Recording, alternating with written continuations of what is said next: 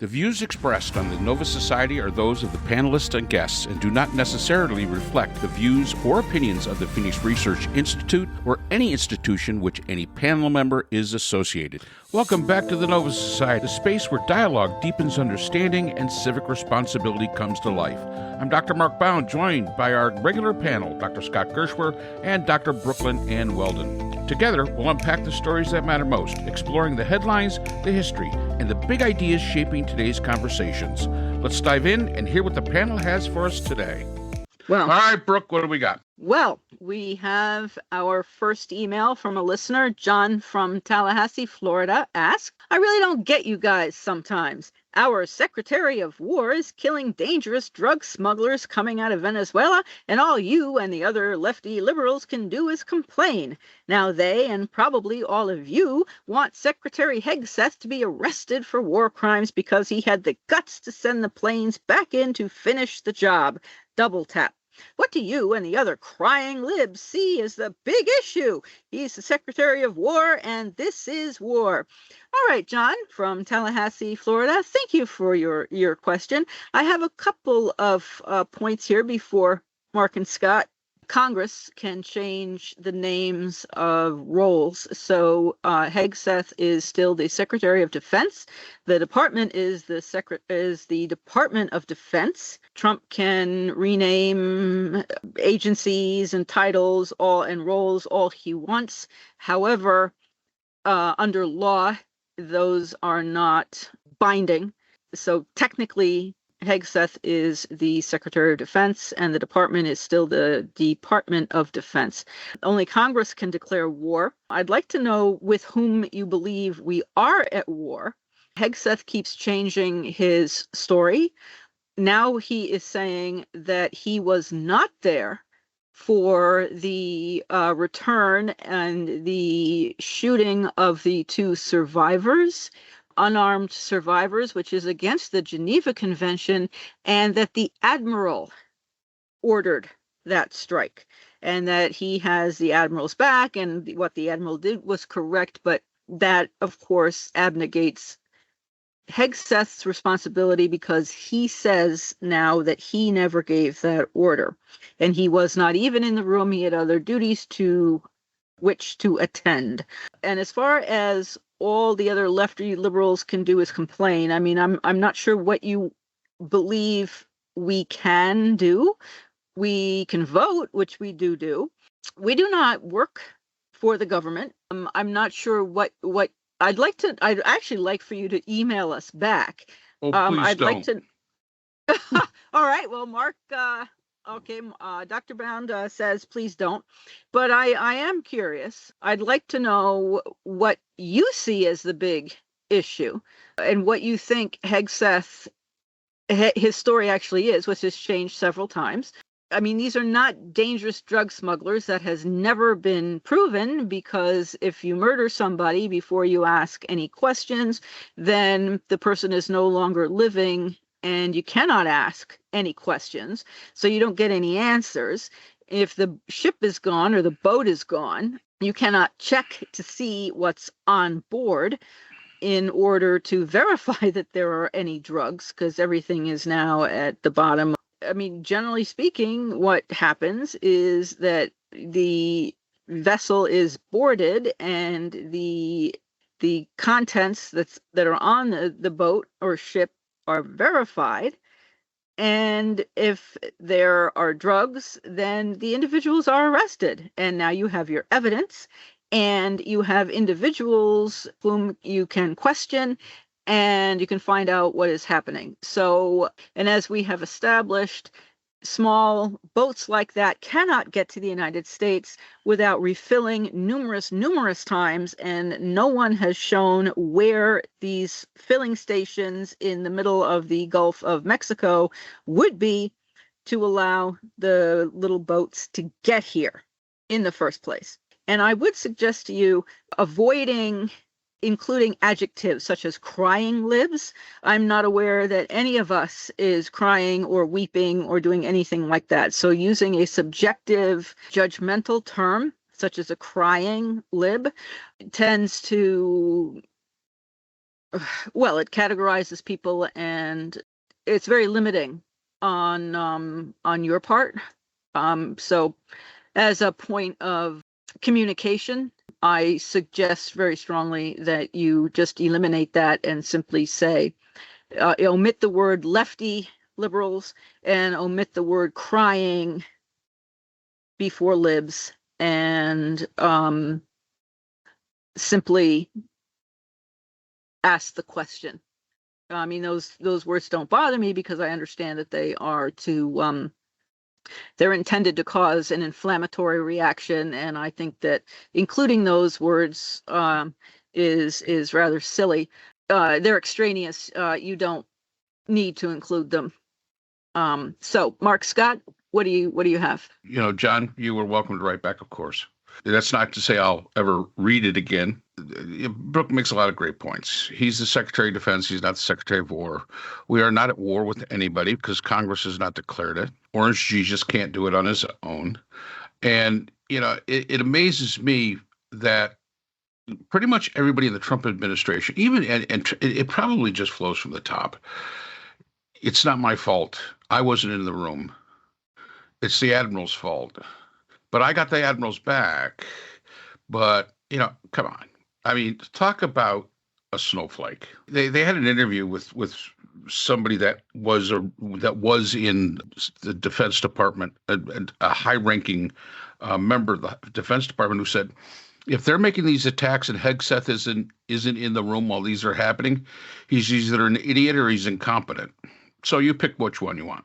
And that's the words of somebody who was intimately knowledgeable about how these things are carried out. If you think that this is, as Brooklyn points out, if you think that this is a reality, if you think this is a real thing, show us the proof. You've got 15 warships down there. You can't tell me that one of these aircraft carriers or some of those destroyers or some of those other support vessels can't capture one of these boats. That they can't do that. Prove it. Show it. Show us the receipts. And so far, we have had none. We got debris in the Atlantic Ocean. That's what we've got. So, okay, you're not proving anything. And I Brooklyn's comment about I would rather be a lefty liberal than a brainwashed Nazi. I really would. I'll take that one. And I don't take any, offense to it. And as far as crying is concerned, the only person I see crying by this email is you. You're crying about your little Secretary of Defense, and because you want to call him a Secretary of War, because I don't know, are you compensating for something? I'm thinking that usually these are statements made by people that are trying to compensate for something in their lives. So I really, I have nothing more to say to this question other than you want to be the big dog on the block. You want to get people behind it. You want to get everyone behind it, and you could go out there, capture one of these boats, and show that this is exactly what they are.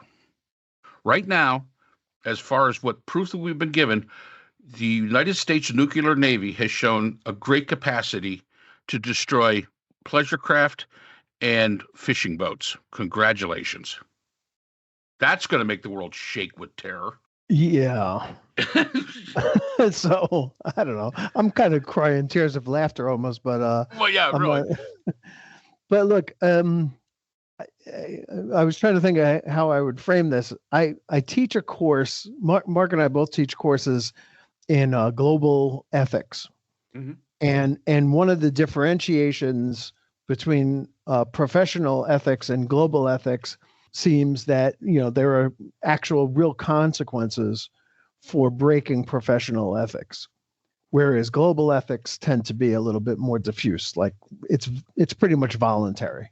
And I think that what we're seeing here is that there are actually things called war crimes, and there are actually things called crimes. Murder is a crime, and we are murdering people. We are not at war with Venezuela or Colombia. We are certainly not at war with fishermen all over the world. or anybody who happens to be on a boat. The Trump administration has offered no evidence that these boats are carrying any kind of drugs. They are not, from what I've seen, boats that are capable of carrying a large amount of drugs for a great deal of distance that it would take to get from Venezuela to the coast of the United States. There's a whole lot of stuff missing here, but what's really missing more than anything else is the idea of just basic decency. I mean, you seem to want to take Donald Trump's word for it that these are drug boats carrying drugs that kill millions of Americans. But you don't address in your email to us anything about the fact that Donald Trump just pardoned a former president of Honduras who was convicted in a court of supplying 400 tons of cocaine into the United States. And he got a pardon and walked out of a West Virginia prison yesterday. Based on the idea, I would suggest that he had enough money to buy his way out. And that the whole pardoning and lawmaking apparatus that the United States has long had has been completely corrupted by Trump. The president is supposed to obey the law. It's not the law that bends to the will of the president. And unless there is a rule of law in the United States, there is no United States.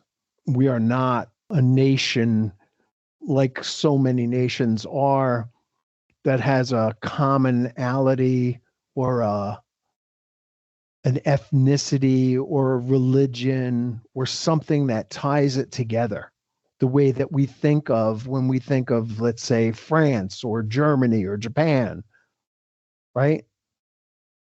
We are all very, very different people from different backgrounds, ethnicities, religions, all come together. And the only thing that holds us together is the fact that we all take, a basic oath to uphold the Constitution, to not break the law.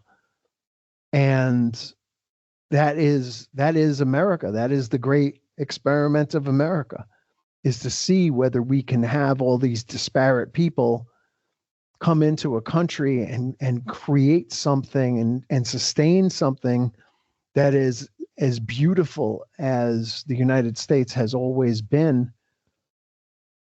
based on a common law that we all agree to follow. And when somebody breaks those laws, we all want to see punished. You don't want to see anybody punished for murdering people at high seas, John from Tallahassee. You don't want to see anybody held to account for murdering people for no reason that anybody can see. There is no proof. There is no evidence that these boats are carrying drugs. And if they were carrying drugs, the procedure would be to stop the boat, disable it if you have to, board the boat, search it, and if you find illegal anything, board the boat, confiscate it, arrest the people on the boat, put them on trial. I mean, that's the law. That's what we follow here.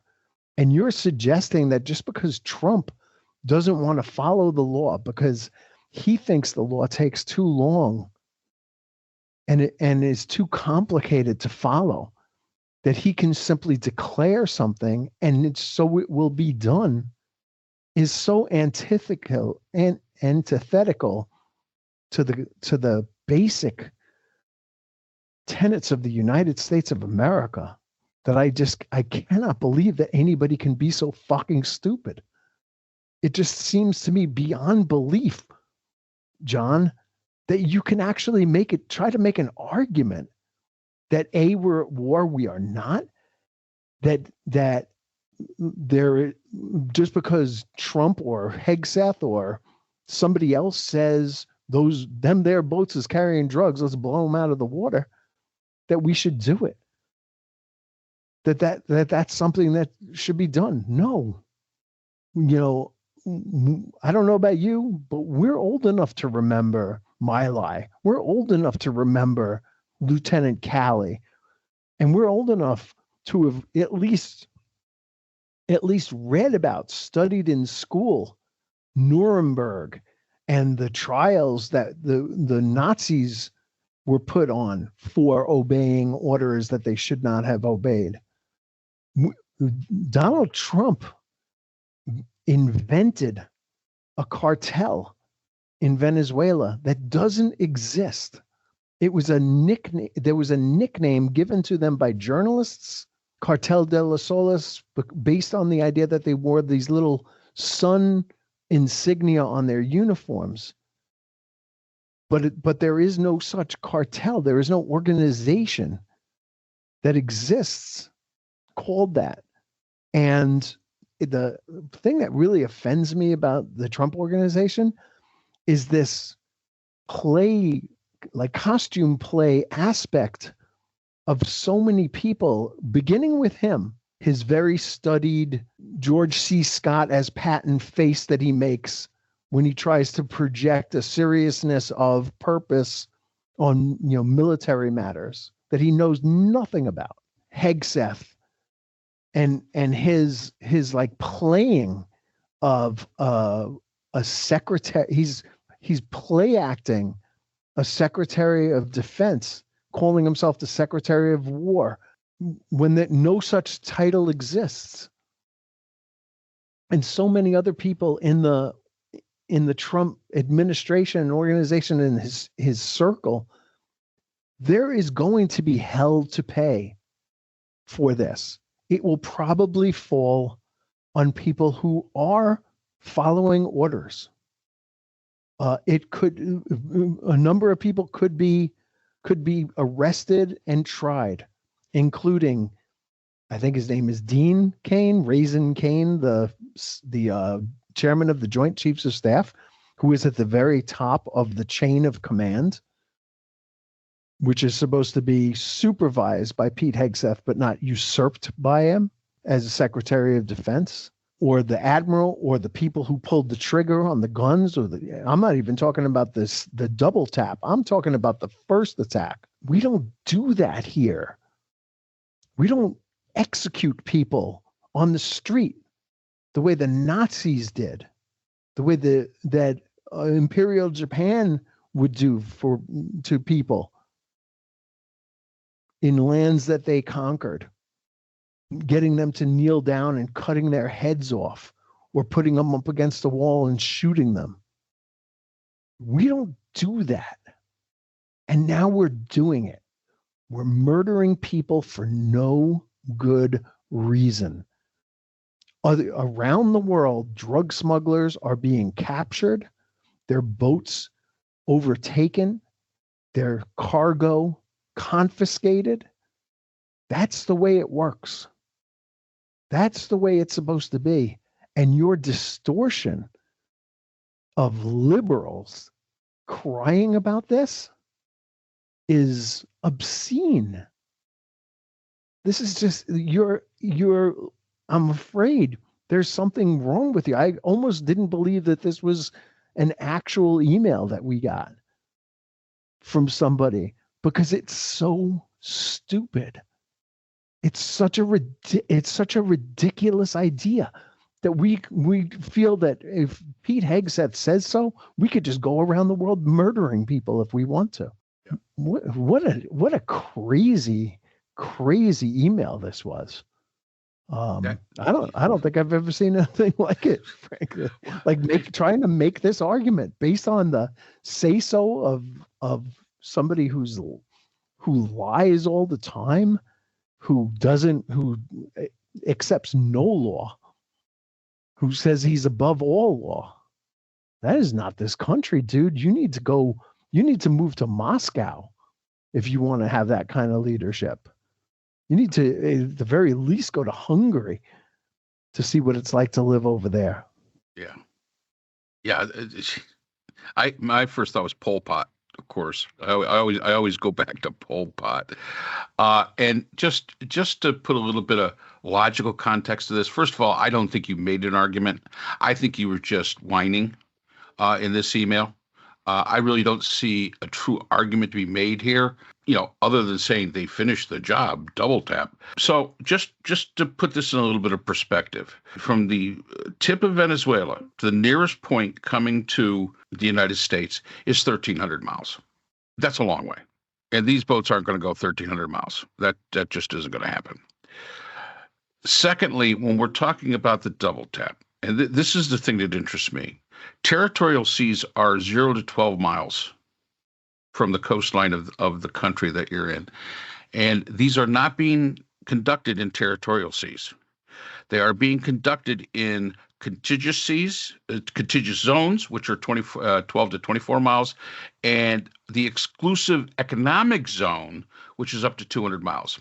You must think that these people that boat was blown, those two survivors, you must think that they are Aquaman, man. You must. You're going to try to tell me that they swam 20 miles back to the coast? I mean, really? I don't really think so. So, I mean, these are amazing people, and if they can do that, and lastly, Venezuela is known for cocaine. It is known for cocaine. It is not known for fentanyl. Fentanyl is Mexico. So you're hitting the wrong place, dude. This is why, if we ever wonder why the United States did not sign up to the International Criminal Court and to the accords that recognizes the jurisdiction of the International Criminal Court, it's because of things like this. This thing here, they would be hunted down by the International Criminal Court, brought before them, like so many other leaders before, and basically tried and convicted of war crimes. And the fact is that, as Scott, Brooke, and I have all said, if you have the proof that this is what they are, show everybody. You're the United States Nuclear Navy, for God's sakes. Yeah. Yeah. You should be able to do this without really even having to break out in a sweat. So my question is when you're using, and we always talked about proportional response. That's been the phrase for so very, very long. Proportional response. This is proportional response in any book. And we mentioned this probably about 2 or 3 weeks ago. The French are doing it right. The French. For God's sakes, we don't like giving the French that much credit for things of anything, but the French are doing it right. They're taking their Navy ships and they're stopping, searching, confiscating, and then trying, because they're a nation that recognizes international law and understands that there's a method so that we remain a civil society as opposed to the anarchy that this administration is putting us through. So I think you're being very generous, Mark, in calling it an administration, but there have been a war crime complaint, formal war crime complaint filed now from a Colombian family, because a Colombian was killed.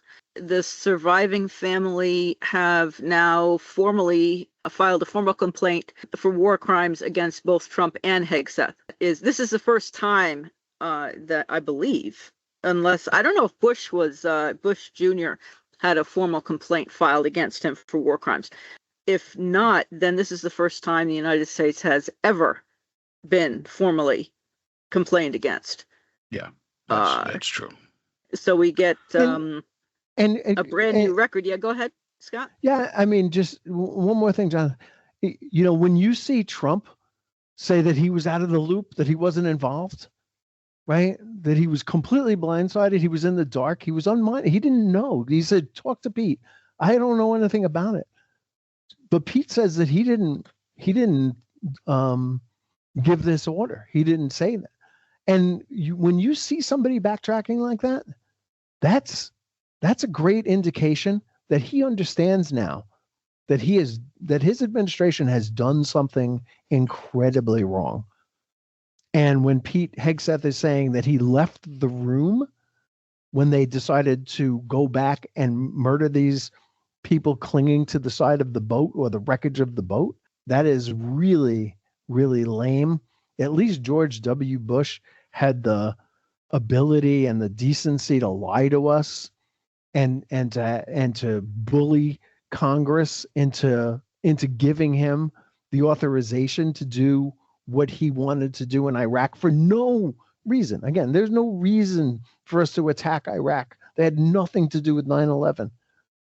And it is after 9/11 that we got this idea of foreign terrorist organization, FTOs, that can be attacked if they're foreign terrorist organizations.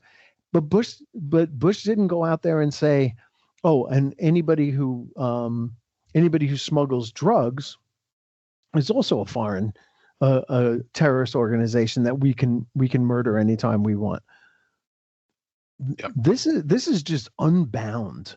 This is simply wrong on every single level, and the fact that they're running from it and that they're gonna try to push the blame down because the buck doesn't stop here in the White House anymore the way it did when Harry Truman was president, and had that the buck stops here. The buck is getting passed. It's getting pushed down. We're gonna know more about this, and I have a feeling, Jonathan, you're gonna feel like a real moron, which is what you're coming across as right now, for trying to defend this activity, because this is nothing short of murder, premeditated murder for no reason at all. And by the way, I don't remember who it was. I think it was that moron Mark Wayne Mullen, who's a senator now from Oklahoma, who said the president is going to do what he has to do to enemies, both foreign and domestic, which means that pretty soon Trump is going to declare somebody standing on the street corner a drug dealer who deals in death and must be executed immediately. And you can ask the former president of the Philippines how that went for him when he did that in the Philippines. We don't do that. We arrest people, we put them on trial. They get due process. There is none of that here. A Colombian fisherman told his daughter, I'm going fishing, I'll be back in 4 days. And he never came back because Trump murdered him. And he's just a fisherman. Yep. And let's remember that Congress belongs to Trump. If Trump wants to call it Secretary of War, Department of War, he can ask Congress, who will give him anything he wants, and they will change the name because he said so. And if he wants Congress to declare war on Venezuela or any other place, Brazil or wherever, all he has to do is tell Congress what he wants, and they will do whatever he asks them to do, because he will bully and pressure and everything else, and he'll get what he wants. So the fact that he's not asking, he's simply doing whatever he wants, and bypassing Congress sounds tremendously like what Nicholas II, the Romanovs, did when prior to the Russian Revolution, when the Duma, the Russian parliament, was first created. The Tsar didn't want to use it because he was used to sole power as the monarch. And when Hitler dissolved parliament in Germany after he was elected, and he went ahead and simply ruled as the Führer, the leader, just decided whatever he wanted to do, that was the law. So why are we paying Congress then? Well, they're not doing anything. We could save all that money. Talk about waste, fraud, and abuse. So Congress, Trump owns Congress. So if he wants these things done correctly and under law, all he has to do is tell his Congress what he wants, and he's not doing it. I would disagree with that. I would totally disagree with that, only because you're getting some Republicans that are starting to ask questions about all this. I They don't are think. now, but they weren't back Let's then when remember, all this Trump started. is a lame duck president right now, True. Yeah, but and Mark, when all it's this not going. started, When Gulf it's of America and all this and that, months and months that and the months Gulf of ago. America has nothing to do with this instance right here. This is No, these but attacks. changing names Cha- and hitting ships Again, or boats and stuff why did months and he? months and Why months did ago. he not go to Congress? First of all, Congress cannot change the name to Gulf of America. They don't have that I'm ability. aware of that. But They could also, again, I don't think he has the votes in Congress to do that, to get that kind of thing switched over, because they see it for what it is.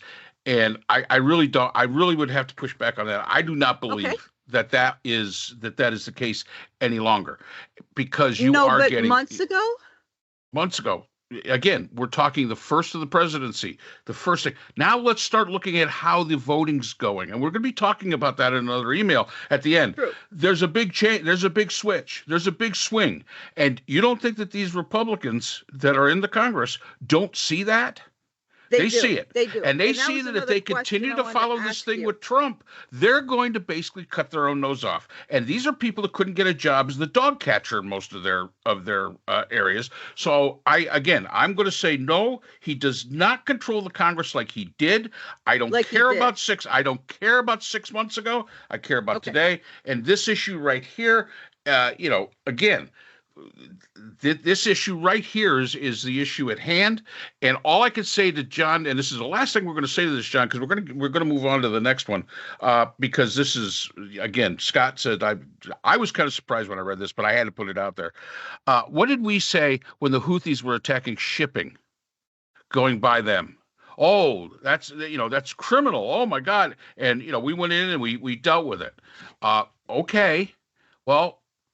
I know that there is a fundamental difference there, but the fact is that this kind of action taken by the United States is exactly what we would condemn if China was doing it to, say, Taiwan. Well, we would normally condemn it if it was China doing it to Taiwan. Who knows what we would be doing now with it? We might be sending them the missiles. Who knows with this administration? So this is a totally this is unique. This is unique, and this goes against centuries of nautical law and high seas law. So, but I do want to ask you a question, Mark. And sure. If we can fit this into one of the we can fit it in. I can fit in anything. One of the following emails. Because I see there is pushback and Republicans are quitting, like Marjorie Taylor Greene, who's just been vested in her retirement and now she's going to quit and this and that. And she's getting death threats, and Mark Kelly's getting death threats, and other Republicans they say that they're going to quit midterm. What happens to their seats? Is this because I've seen? Well, this is going to be enough to flip the House to be a Democratic House midterm, but now we have the Virginia special election. It looks like the Republican won, or no, the Tennessee special election. The Republican one. Yeah, the Republican won, and that's what you'll have. So, That's what you'll have. You'll have special elections. You'll have special elections. Okay, so then the House conceivably could then remain Republican, or it could flip Democrat. Absolutely. Okay. I was just curious what would happen, because that is something that has never happened before. Is that correct? In the United States elections? History? No. Where people have quit and like en masse. Oh, a lot. En masse? Oh, like heck this? Yeah. John Boehner? He used to be the Speaker of the House? No, but there's been a lot of people that have quit. But like this in a big body? Just because they've said, we're done. Well, I've heard a lot of talk about it. Uh-huh. I mean, as far as right now, today, it's not a big body. It's not. Okay. I mean, I wouldn't consider it a big body. No, okay. No. I mean, it's just, generally speaking, the honorable thing to do, and Lord knows there's no honor there with Marjorie Taylor Greene. But the honorable thing to do is to finish out your elected term. Yeah. And, Yes.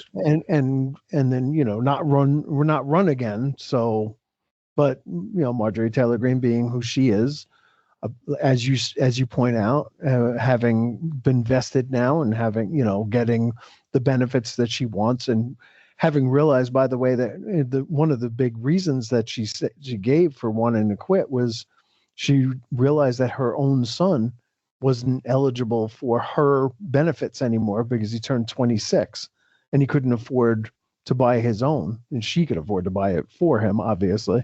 But it never occurred to her before that other people are similarly hurting, and it didn't matter to her until it was a member of her family, which is the typical lack of empathy that we see in Republicans and have for a long time. But generally speaking, they finish out their term. But there have been times when it happened. There were 3 of them in Florida alone, right? Matt Gaetz had quit, but presumably to be the attorney general, didn't get it and was out. And 2 other members of the House delegation in Florida quit at the same time. There were 3 special elections all in Florida, and I'm guessing February or March of this year. Mm-hmm. Mm-hmm. So it happens. There are special elections all the time. And when it happens the most is, in many cases, usually a president tries not to draw to his cabinet from the Senate because the margins that are there. If a president has a large enough advantage in the House of Representatives, he'll draw from those representatives, and that the cabinet is fairly large. So you can have a whole bunch of Congress people, giving up their seat, and there's going to have to be special elections for them. So this is not uncommon at all. And I'm going to say, Scott's right, she's vested, but I'm also going to say it's coming down the pike. She's got another gig. And we just don't know what it is yet. So, okay, John. And that's all the time we have for today's episode. The Nova Society is a production of Nova Society Media, a division of the Phoenix Research Institute. We want to thank our production partners, Buzzsprout, who hosts the Nova Society, Audacity, our editing team, Apple Podcasts, the largest source of podcast and music online, Spotify, the most popular platform for the Nova Society, and iHeartRadio, your destination for all things music and podcasting. The Nova Society is available on all of these and other quality platforms listed in our description. And most importantly, we want to thank you, our listeners. Without your support, the Nova Society could not be possible. If you haven't already, please consider subscribing on the platform of your choice. It's easy, it's free, and helps our channel grow. For questions or comments, you can reach us at nova.society.podcast@gmail.com. So on behalf of Dr. Brooklyn Ann Weldon, Dr. Scott Gershworth, and all of our production partners here at the Nova Society, I'm Dr. Mark Bound. Remember, the true power of society is knowledge. Thank you for listening, and we hope to see you again next time. We'd like to thank our sponsor for this episode, the Phoenix Research Group, an independent research consortium dedicated to providing solutions to social and political issues for NGOs and international government agencies. Through multidisciplinary, nonpartisan, and unbiased research, the Phoenix Research Group advances understanding and practical strategies for complex challenges. The Phoenix Research Group is a division of the Phoenix Research Institute, the producer of the Nova Society podcast.